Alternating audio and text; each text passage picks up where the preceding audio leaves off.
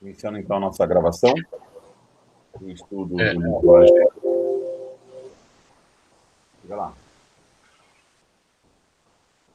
Tudo certo aí? vai se comentar por item? Isso. Nós estamos no capítulo 12,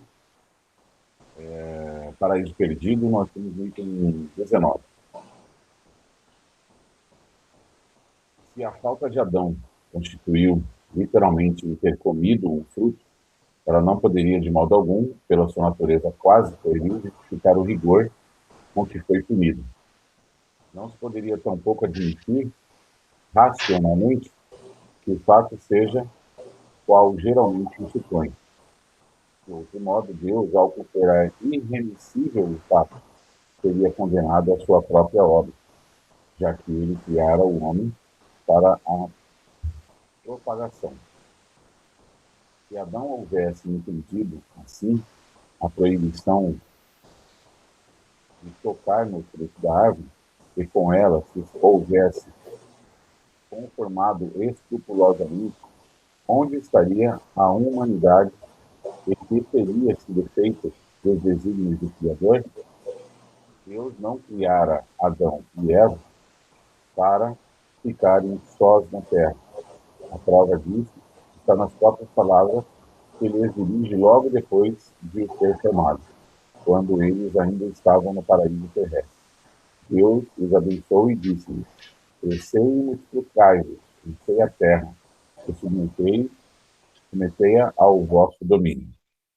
Está em Gênesis capítulo 1, versículo 28. Uma vez que a multiplicação era lei, já no paraíso terreno, a expulsão deles dali não pode ter tido como causa o fato suposto. O que deu crédito a essa suposição foi o sentimento de vergonha que Adão e Eva manifestaram ante o olhar de Deus, que os levou a se ocultarem. Mas essa própria vergonha é uma figura por comparação, simboliza a confusão que todo culpado experimenta em presença daquele por quem foi ofendido. Comentário? Só um pequeno comentário nesse item. Uma falta tão leve, né? E uma condenação tão grave, se supõe, então, que Deus é mais rigoroso que o pai humano, né? E, e de uma rigidez, eu diria, muito, muito grave, né? Muito séria. Só isso. O que eu entendo também vai nessa linha, né? Não poderia, estaria em contradição com ele mesmo, porque o que se coloca é que a fruta, a maçã, no caso, simbolizaria o pecado, né? Mas que pecado se o próprio Deus disse para ele, multiplicai-vos? Comer o fruto da árvore proibida, né? Que é a questão do sexo, não poderia ser uma coisa proibida, não poderia ser um pecado, né? Então, assim, realmente cai em contradição esse entendimento. E não poderia ser tão rigoroso, se ele é um Deus justo, se ele é um Deus que criou eles com todas as possibilidades deles, que conhecia tudo que havia dentro deles, sabia que haveria, né? Deus perde a onisciência se ele não soubesse que eles comeriam do fruto. Ele sabe de todas as coisas. Se ele, foi uma surpresa para Deus que Adão comeu o fruto, que Eva comeu o fruto. Não faz sentido. Esse Deus deixa de ser Deus. Porque se ele é onisciente, ele sabe de todas as coisas, ele sabia que isso ia acontecer, né? Então, o próprio Deus já condenou eles, fez eles para condenar eles, porque sabia do que ia acontecer. Ou não, o Deus não é Deus, foi um outro cara. né? Então, tem uma contradição implícita aí muito forte.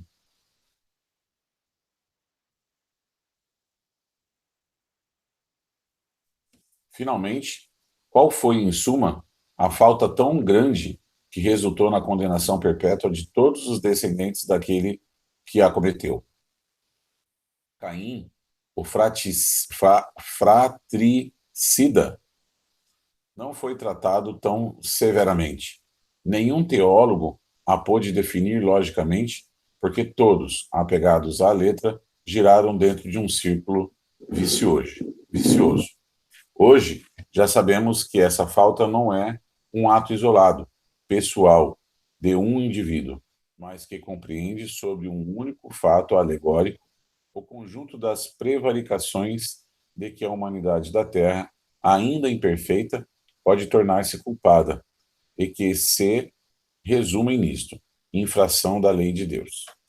Eis porque a falta do primeiro homem, simbolizando este, a humanidade, tem por símbolo um ato de desobediência. A falta cometida em si pouco importa, né? O que foi que ele fez não importa muito. O que importa é que houve uma desobediência. Existia uma orientação que não foi atendida. Mas nem por isso, como a gente comentou já, né? Não caberia uma punição tão grande. E aqui ele traz uma avaliação muito importante, né? Nem Caim sofreu. A falta de Caim foi muito maior, né? E Caim não sofreu os a mesma força da lei, da condenação que todos nós estamos subjugados por conta da falta de Adão. Né? Algum comentário?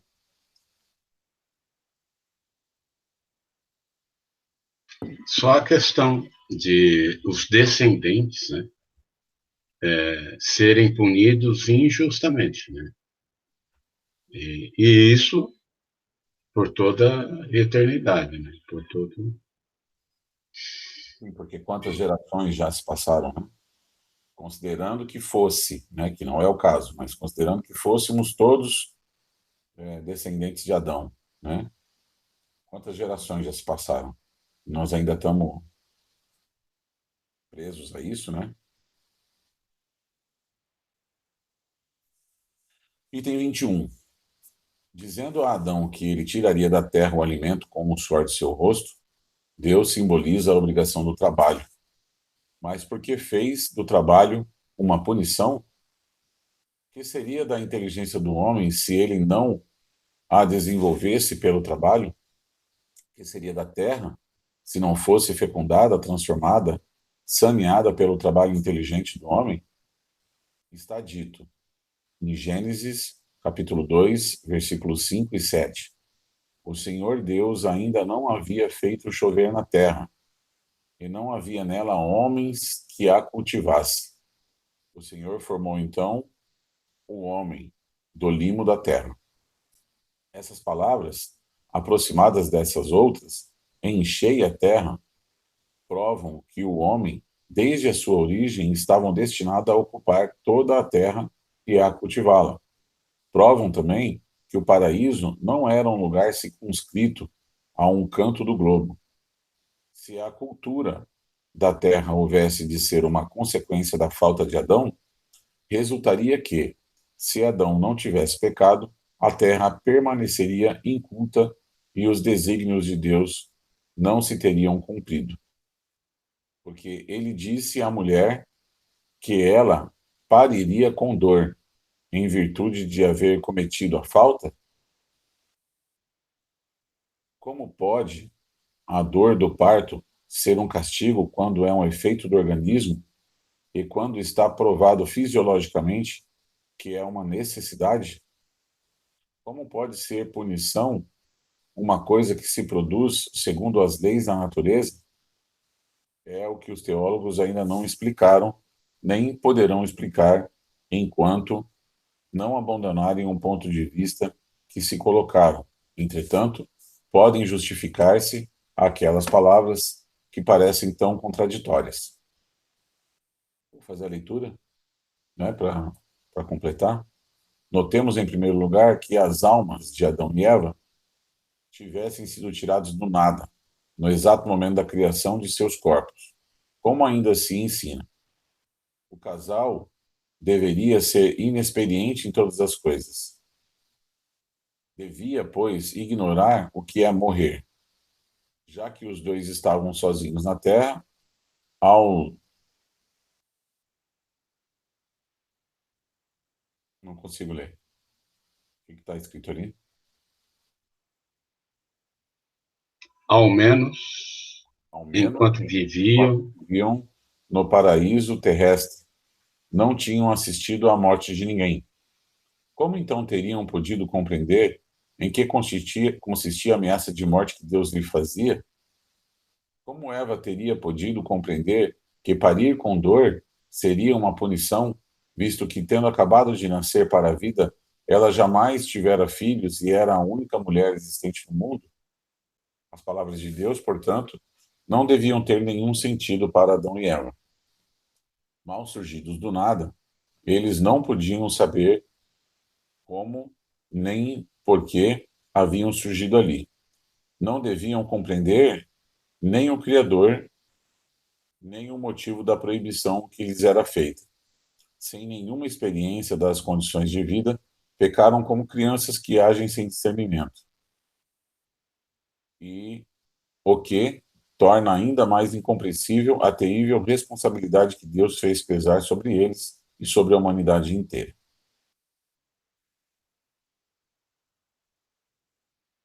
Algum comentário?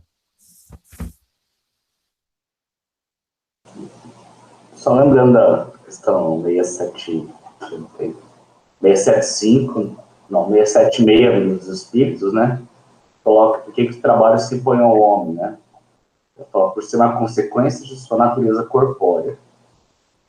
Coloca a expiação, ao mesmo tempo, um meio de aperfeiçoamento da sua inteligência. Né? Sem o trabalho, o homem permaneceria sempre na infância com a inteligência. Por isso que seu alimento, sua segurança, seu bem-estar dependem do seu trabalho e da sua atividade. Então, assim, no livro dos Espíritos já coloca que é uma condição do homem, a natureza do homem o trabalho, né? Tanto que a gente vê que não importa se está encarnado ou não, tem que trabalhar. É só assim que você vai desenvolver, evoluir, fazer elevação do seu espírito, né? E seria, tá dizendo, contraditório, né? Não, fala, não, agora você vai ter que trabalhar, então. É meio estranho isso daí, né? E tem coisas que ele coloca naturais, né, da fisiologia, sobre a questão de parir com dor. Isso daí é da fisiologia, não teria, não poderia ser uma punição, né? Então, fica contraditório mesmo, assim, fazer um tanto de contraditório também, um tanto de punição para crianças que, apesar de terem feito algo errado, não teriam nem como saber se aquilo lá era errado. Né? Pai, a gente que é pai, a gente sabe que você releva de acordo com o conhecimento do filho, né? Então, não teria sentido nesse aspecto, né? Uma punição, e ainda que transcenderia as pessoas que erraram, né? Então, por isso que eu acredito mesmo que está assim, ó, a desobediência de cada um é que é um problema. Aí, cada um se vira. Mas punir a humanidade inteira por causa de crianças que erraram, que já em si é um ato aparentemente não perfeito, né, desconstituiria a característica de Deus. Então, acho que tem que ser feito esse entendimento aí de lógica, né? E é isso que Kardec sempre nos traz, de mostrar a ciência dentro da Bíblia, né? A gente não ficar cegamente ouvindo, lendo o que está escrito, sem pensar no contexto. Então, é isso. Só para atrapalhar vocês aí. Valeu. Mais algum comentário? Vou falar, meu pai? Clayton? Bom, eu, assim, não tocando muito no mérito da punição, mas o que dá para perceber na escrita aí é a cronologia, né? Bom, a gente tem que pensar que quando se iniciou e tal, né, no Jardim do Éden e tudo mais, nessa alegoria, a gente tem que perceber que ali era um homem em desenvolvimento, não era um homem, o homem Homo sapiens sapiens, né? Então, a gente colocar um homem em desenvolvimento, tanto físico como intelectual, ele estava realmente como menos que até que criança, né? E talvez na interpretação das escrituras eles colocaram um homem já moderno, né? Essa interpretação, né? E de fato não é, né? Ele é um homem ainda que não é desenvolvido suficientemente para ter toda a parte intelectual e motora, né? Então, a gente analisar ele se encaixa, que realmente vai ter que trabalhar com o seu suor, que não conhecia a dor porque realmente é um corpo em desenvolvimento, né? Então, acho que cabe aí, né? E né, nas interpretações das escrituras, né, estamos falando ali 2.000 anos, 3.000 anos, vamos dizer assim, para levar para aquele povo que não se conhecia realmente qual era a cronologia do homem em desenvolvimento na Terra, eles não sabiam disso. Então, teria que encaixar ele realmente na cronologia do homem moderno, né? Então, acho que fica aí a confusão do povo. Pai ia falar? Não? Então vamos lá.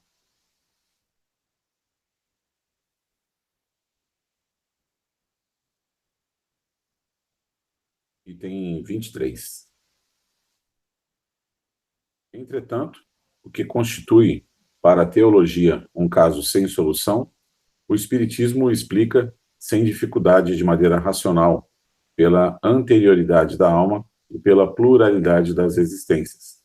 Lei sem a qual tudo é mistério e anomalia na vida do homem. Com efeito, admitamos que Adão e Eva já tivessem vivido e tudo logo se justifica. Deus não lhes fala como a crianças, mas como a seres no estado de compreenderem o que compreendem. Prova evidente de que ambos trazem aquisições anteriores. Admitamos, além disso, que hajam vivido em um mundo mais adiantado e menos material do que o nosso, em que o trabalho do espírito substituía o do corpo, que, por se haverem rebelado contra as leis de Deus, figurada na desobediência, tenham sido afastados de lá e exilados por punição para a terra, no qual o homem, pela natureza do globo, é constrangido a um trabalho corpóreo, e reconheceremos que Deus estava coberto de razão quando lhes disse: no mundo em que ireis viver doravante, cultivareis a terra e dela tirareis o alimento, com o suor do vosso rosto. E a mulher parirá com dor, porque tal é a condição deste mundo. Capítulo 11, item 31 e seguintes. O paraíso terrestre, cujos vestígios têm sido inutilmente procurados na terra, era, por conseguinte, a figura do mundo de felicidade onde Adão vivera, ou melhor, onde vivera a raça dos espíritos que ele personifica. A expulsão do paraíso marca o momento em que esses espíritos vieram encarnar entre os habitantes do nosso planeta, e a mudança de situação foi a consequência da expulsão.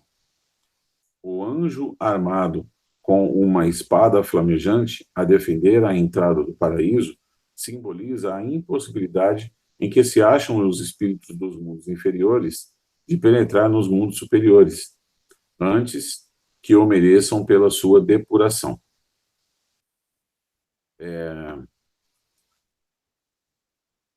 Quando você se debruça sobre o aspecto tecnológico e o caminho de evolução que a gente tem tido hoje,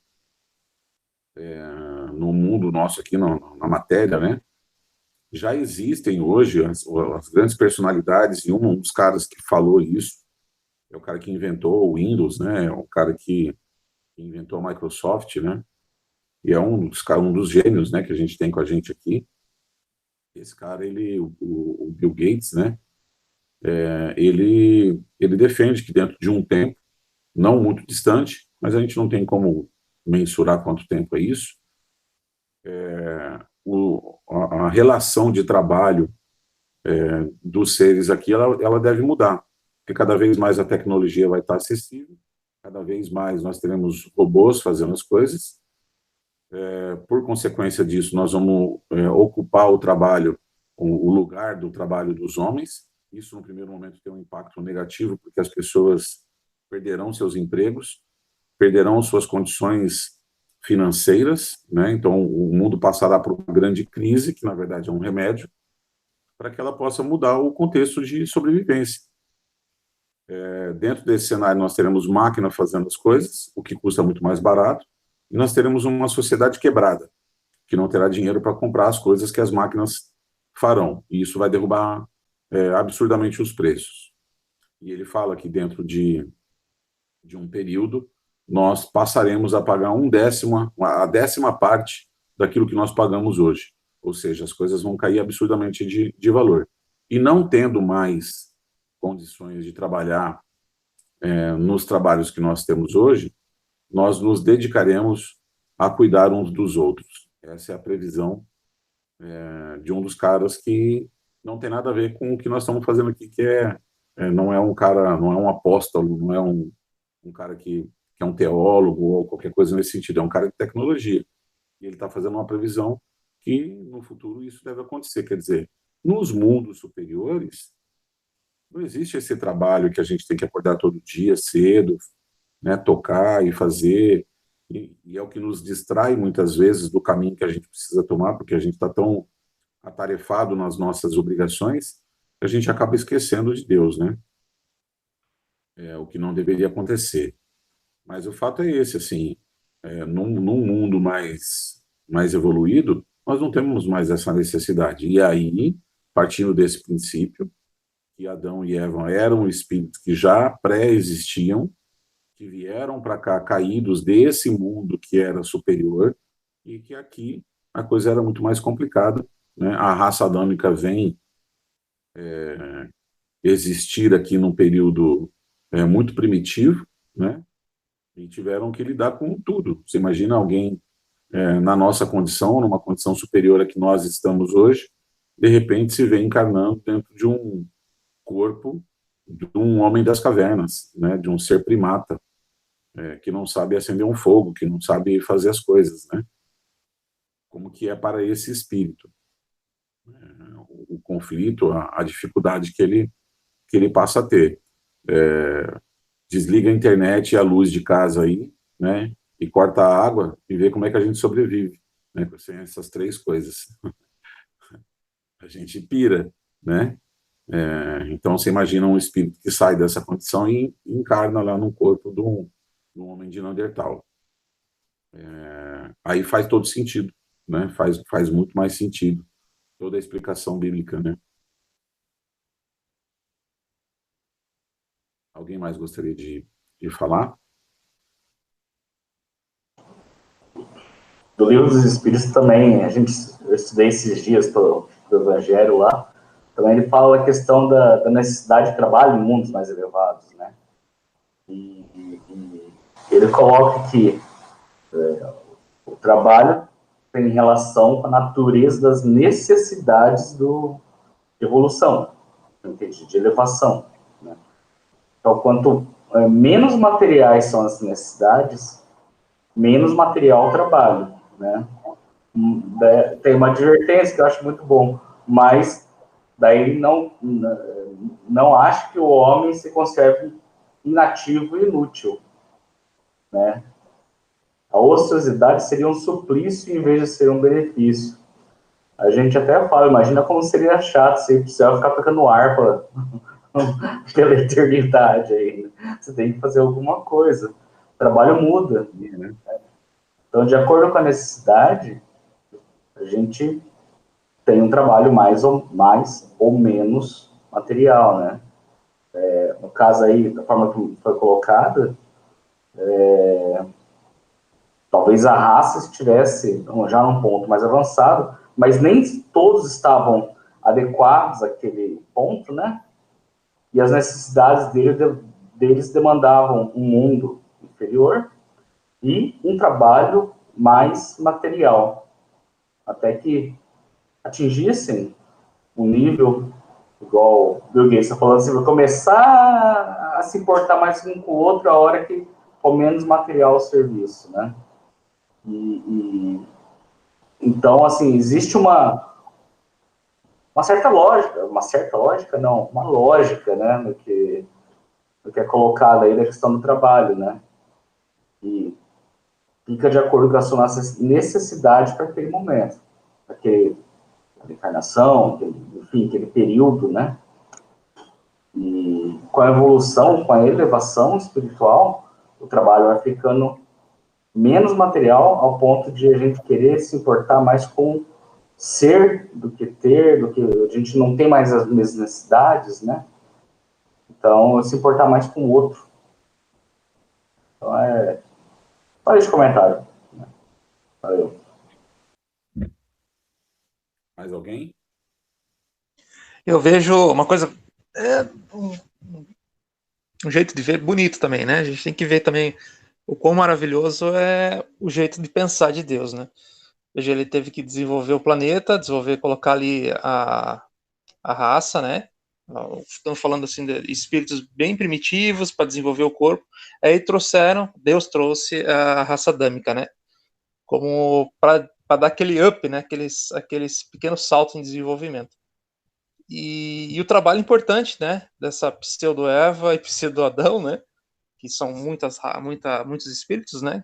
Que veio justamente para preparar o planeta para trazer novas experiências de novos espíritos de outras regiões, né?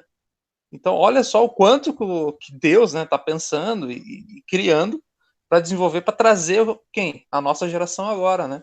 Porque se cada espírito que estiver encarnando agora encarnasse naquele tempo primitivo, meu Deus do céu, né? A gente estaria rebolando até agora. Então, essa raça adâmica tem um quê especial no sentido de, ó, é esforçado, tem, de certa forma, uma obediência porque, né, veio fazer esse desenvolvimento.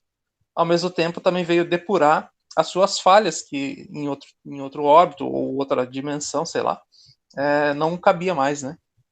Então eu acho muito, muito bonito ver como que é essa quantidade de conhecimento e expressão, né, divina, né, para com a gente. Eu acho bonito isso.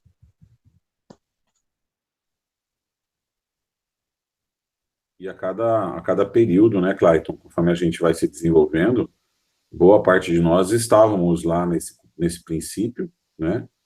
Éramos quem estávamos sendo incentivados pela chegada da raça adâmica, né? Que nos impulsionou, e a gente veio se desenvolvendo. E a cada período X, nós recebemos novos, né? Novos visitantes que vêm aqui estimular a gente. Quanto mais a gente avança, novas inteligências vêm para cá para nos impulsionar. E assim será para sempre. Então, essa troca, né? É isso que você ressalta aí, né? Eu acho que essa troca de conhecimento, esse estímulo mútuo, né? É um pouco do que a gente estava conversando ontem no nosso estudo lá do Evangelho, né? Ninguém está sozinho, né? A gente está sendo influenciado e influenciando todo mundo o tempo todo. Esteja a gente onde a gente estiver.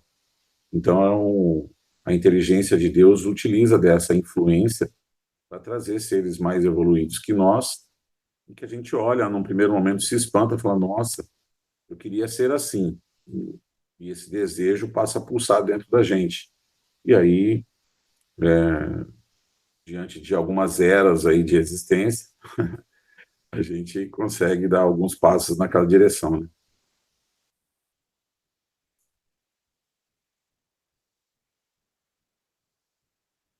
Vamos lá. Item 24. Capítulo 4, 13. Caim, depois do assassínio de Abel, responde ao Senhor: a minha iniquidade é grande demais para que me possa ser perdoada. Vós me expulsai hoje de cima da terra, e eu irei me ocultar da vossa face. Serei fugitivo e vagabundo na terra, e qualquer um, então, que me encontre, me matará. O Senhor lhe respondeu: Não, isso não se dará, porquanto quem matar Caim será punido severamente.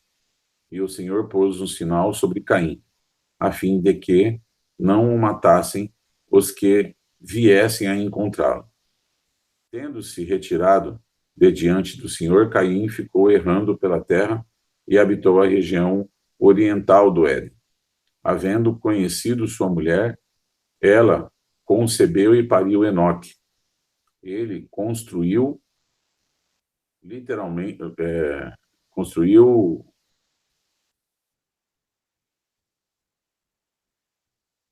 que Valerie Boné, literalmente, estava construindo uma cidade a que chamou Enoquia, no nome de seu filho. Isso está em Gênesis, capítulo 4, versículos 13 a 17. Se nos apegarmos à letra de Gênesis, eis as consequências a que chegaremos. Adão e Eva estavam sós no mundo, depois de expulsos do paraíso terrestre. Só posteriormente tiveram 2 filhos, Caim e Abel. Ora, tendo-se Caim retirado para outra região, depois de haver assassinado o irmão, não tornou mais a ver seus pais, que de novo ficaram isolados. Só muito tarde, na idade de 130 anos, foi que Adão teve um terceiro filho, que se chamou Sete. Depois desse nascimento, ele ainda viveu, segundo a genealogia da bíblica, 800 anos, e teve mais filhos e filhas. Quando, pois, Caim foi estabelecer-se a leste do Éden, somente havia 3 pessoas, seu pai, sua mãe e ele, sozinho, de seu lado. Entretanto, Caim teve mulher e filho. Que mulher podia ser essa, e de onde ele pudera desposá-la? O texto hebreu diz: ele estava construindo uma cidade, e não ele construiu, o que significa uma ação presente e não posterior. Mas uma cidade pressupõe a existência de habitantes, visto não ser de presumir que Caim fizesse para si, sua mulher e seu filho, nem que a pudesse edificar sozinho. Dessa própria narrativa, portanto, logo se conclui que a região era povoada. Ora, não podia sê-lo pelos descendentes de Adão, que não se reproduziram a um só, Caim. Aliás, a presença de outros habitantes ressalta igualmente dessas palavras de Caim: serei fugitivo e vagabundo, e quem quer que me encontre me matará. E da resposta que Deus lhe deu, por quem ele temia ser morto, e que utilidade teria o sinal que Deus pôs para preservá-lo, visto que ele não iria encontrar ninguém. Ora, se havia na terra outros homens, além da família de Adão, é que esses homens aí estavam antes dele, de onde se deduz estas consequências tiradas do próprio texto, do próprio texto de Êxodo, do próprio Êxodo, né? Não, próprio texto do Gênesis. Adão não é o primeiro, nem o único pai do gênero humano. Comentários?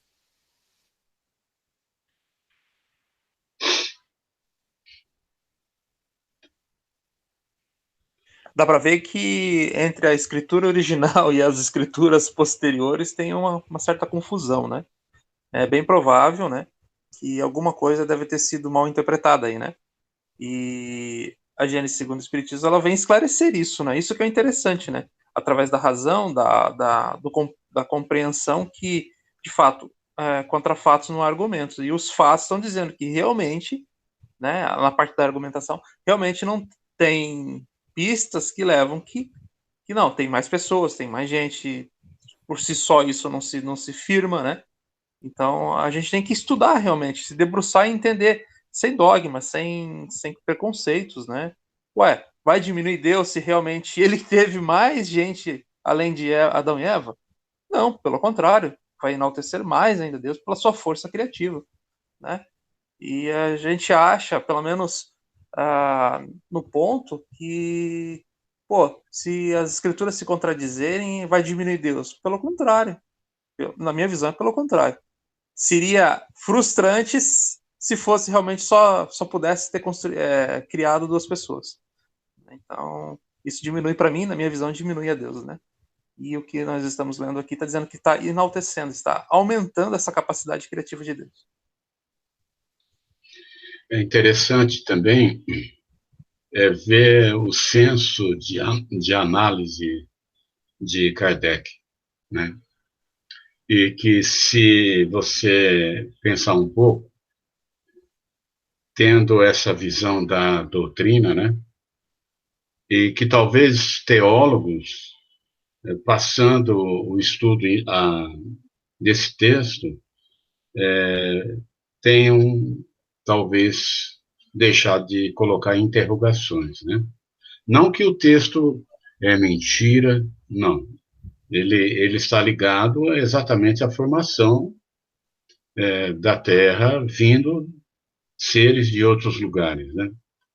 Mas talvez a conveniência de não mexer em um texto onde tem muita contradição, olhando somente a visão de uma vida ou se restringindo a uma existência, né?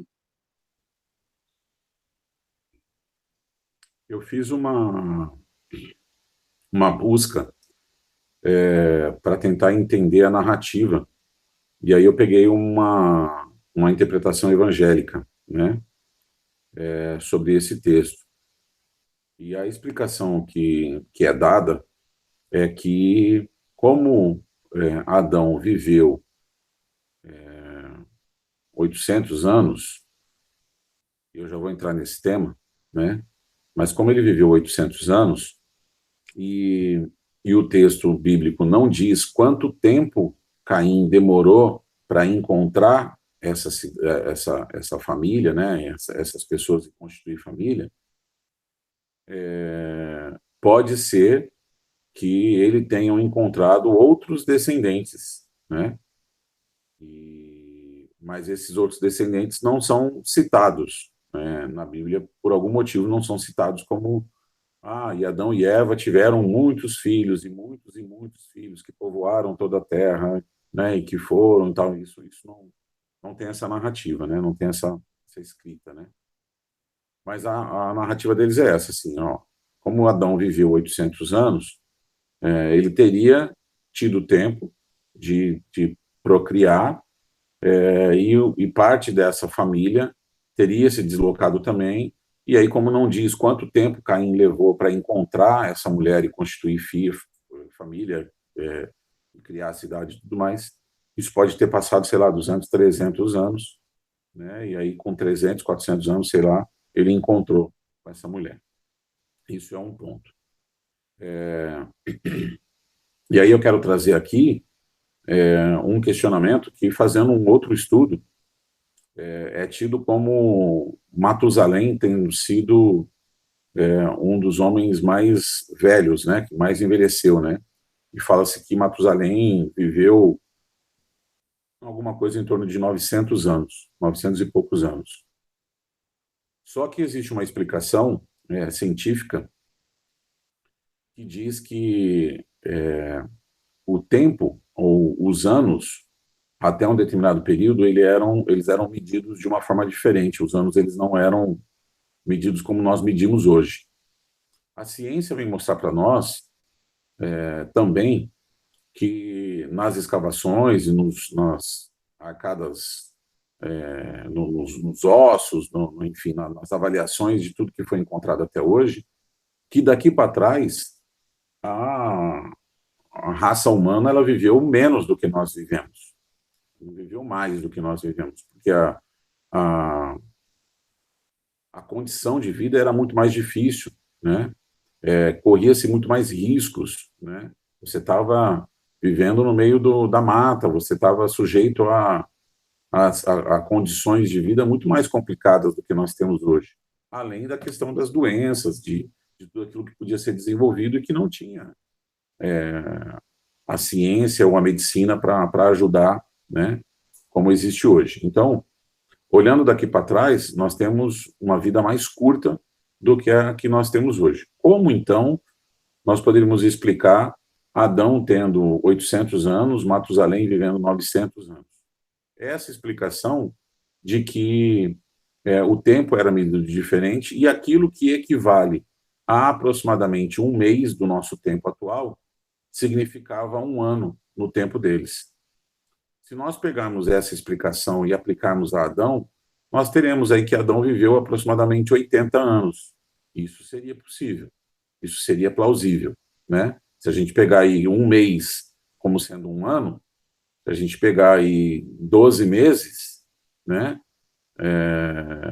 Considerando 12 anos, né? Então, dividindo esses 800 por 12, nós teremos uma idade aproximada de Adão e de Matusalém. E aí sim faz sentido, né, que tenham vivido mais do que todo mundo, porque naquela época se morria com 30, 40 anos de idade, e eles viveram o dobro, viveram 80, viveram 90 anos, né? E aí faz um pouco mais sentido.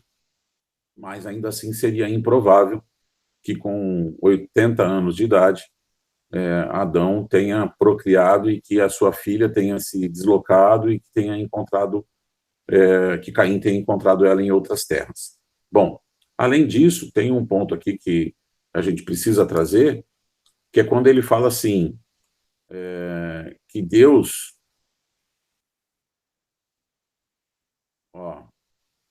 serei fugitivo e vagabundo, e quem quer que me encontre me matará. Nesse momento, é o momento que ele acabou de matar o seu irmão. E ele está tendo essa conversa com Deus. Então, não existe aqui um lapso de tempo, não existe aqui aquilo que foi defendido na narrativa evangélica, né, que eu vi, dizendo, mas nós não sabemos quanto tempo ele andou até achar essa mulher e tal. Não, nesse caso aqui, nós estamos falando de uma conversa imediata. Ele assassinou o seu irmão, e aí ele teve esse papo com Deus, e falou, serei fugitivo e vagabundo, e quem quer que me encontre me matará. Como quem quer que me encontre? Se só existia Adão, Eva e ele. Quem poderia encontrá-lo, além dos pais? Né? E da resposta de Deus que lhe deu. Por quem ele temia ser morto, e que utilidade teria o sinal de Deus? Por que Deus colocou um sinal nele para preservar ele, se não existia mais ninguém? Ele não ia encontrar ninguém. Não existia mais ninguém. Só existiria, e aí, de novo, Deus tendo que saber disso, né? Ok, vamos considerar a narrativa de 800 anos, que daqui 200, 300 anos ele vai ter, Adão e Eva terão novos filhos e que vão povoar a terra e que ele daí vai sair. Deus sabia disso. E Deus, sabendo disso, sabia que daqui 300, 400 anos, esses novos filhos e irmãos de Caim não teriam ciência desse fato, né? Que teria transcorrido muito tempo. Então, tudo entra num grande conflito. Agora, quando nós consideramos essa visão, né, a visão, a interpretação que nós estamos dando para o texto, fica mais fácil de entender, né? Que haviam realmente, que Adão representa uma raça, e personifica toda uma multidão de espíritos que estavam aqui, né? Que já existiam aqui. E esse Deus é um Deus muito mais generoso, que criou de forma muito mais... fugiu a palavra aqui, no sentido de cobrir toda a Terra, né? Ele não criou dois seres, ele criou muito mais. Seria muito mais produtivo, não é essa palavra que eu quero usar, mas enfim. Bom, era isso que eu queria fazer de comentário. Não sei se eu me atrapalhei aqui. Mais algum comentário? Eu concordo, Ricardo, com essa visão, o fato é esse, né? Talvez, assim, a gente pode dar um crédito, né? E quando foi escrito essas narrativas, né? Eles tenham tentado resumir o máximo possível, porque era difícil de ser compreendido mesmo, né? Não Tanto existia fatos ciência, científicos, né, né? Caio? Não existia Pois é, todo o método científico de hoje. E aí a própria Gênese fala ali no passado, né, nas histórias que nós lemos, as coisas eram feitas muito mais inflamadas, né? O conto era exatamente. aumentado, as coisas eram mais fabulosas, né? As fábulas, né? Essa parte mística da coisa. Então, a gente tem que dar um desconto. Mas vamos sacar, com o avanço da ciência, o avanço do conhecimento que Deus está trazendo para a gente, ele vai começando a descortinar, né, os fatos encobertados naquela época, né? E, mais uma vez, eu toco num ponto, em nenhum momento isso deprime Deus, né? Não vai diminuir ele, né? De uma forma. Pelo contrário, ele vai aumentar, e muito, exponencialmente, essa capacidade de criação que ele tem. Eu vou fazer, estamos no finalzinho do nosso horário aí, falta 4 minutinhos, eu só vou fazer a leitura desse 27, que daí a gente mata esse pedaço, tá?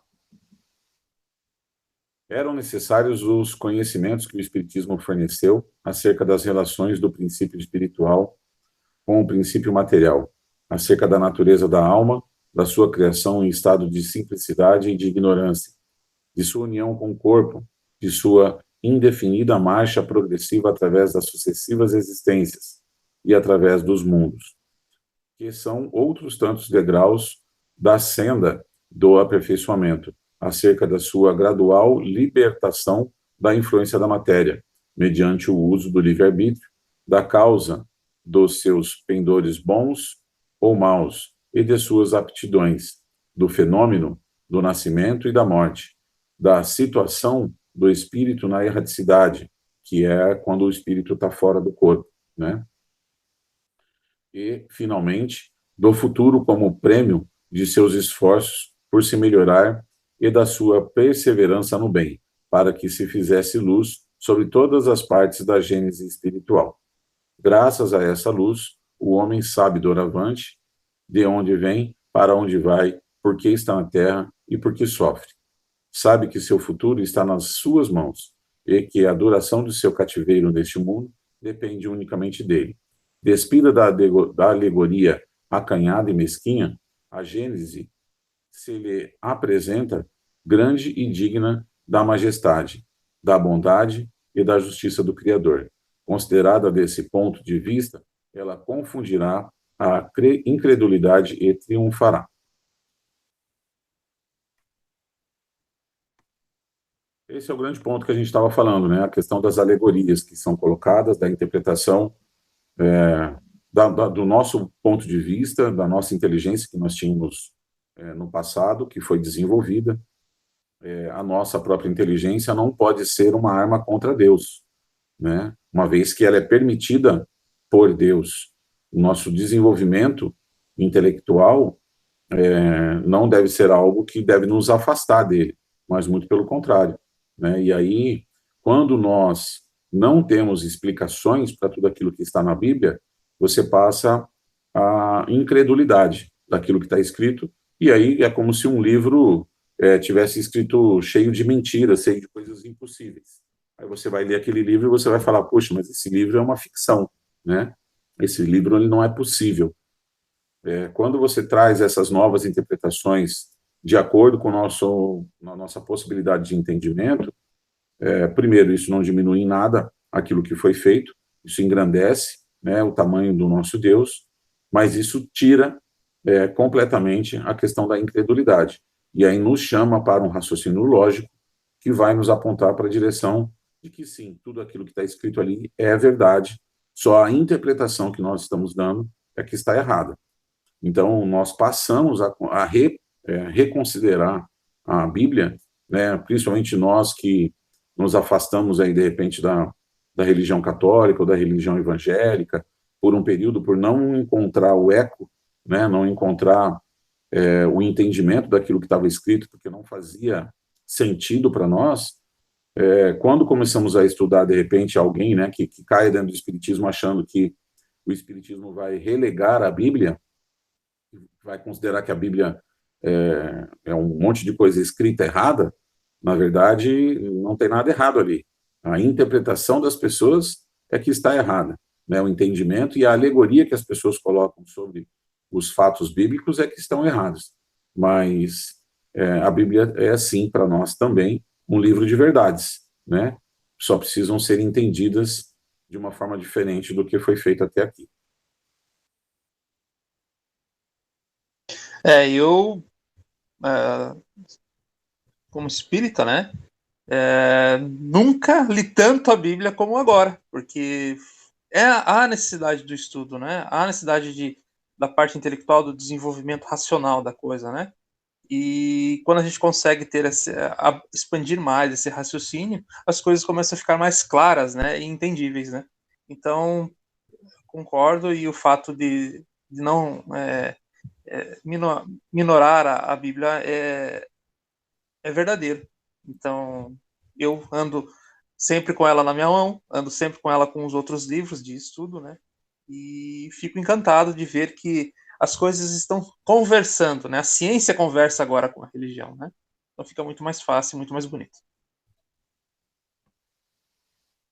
Eu quero trazer um pensamento.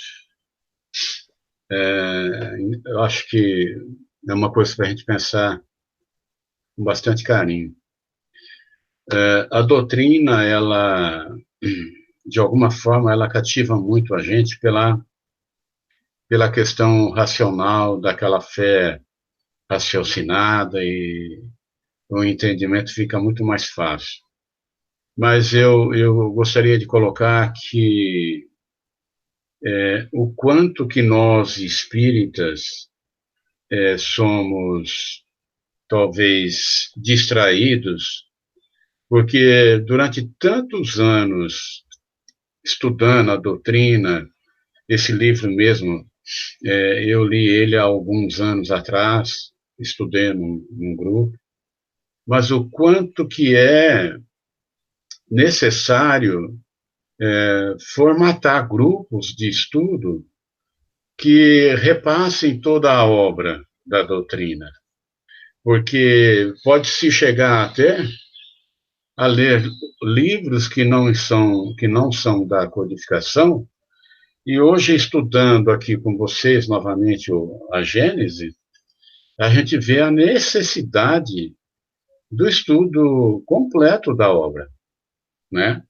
Porque nós gostamos demais do fenômeno. Eu sou uma pessoa que adoro trabalhar com a mediunidade. Mas, na verdade, estudando a obra completa, você tem um entendimento diferente também da mediunidade, né? O quanto que, talvez se eu fosse no Caminheiros hoje perguntar a quem frequenta lá, quem estudou a Gênese, ia ter um ou dois, né? Então, tem o livro Céu e Inferno também, né? E obras póstumas, a Revista Espírita, 12 volumes, né? Então, há muita coisa para ser estudado, abrindo um campo de entendimento muito maior, né? É só isso que eu gostaria de colocar. Beleza. Acho que é isso, gente. Podemos encerrar, né? Mais algum? Não, tranquilo. Muito bom isso tudo. Beleza. É isso, gente. Até o nosso próximo encontro, tá? Valeu, pessoal. Até quinta. Um grande abraço a todos.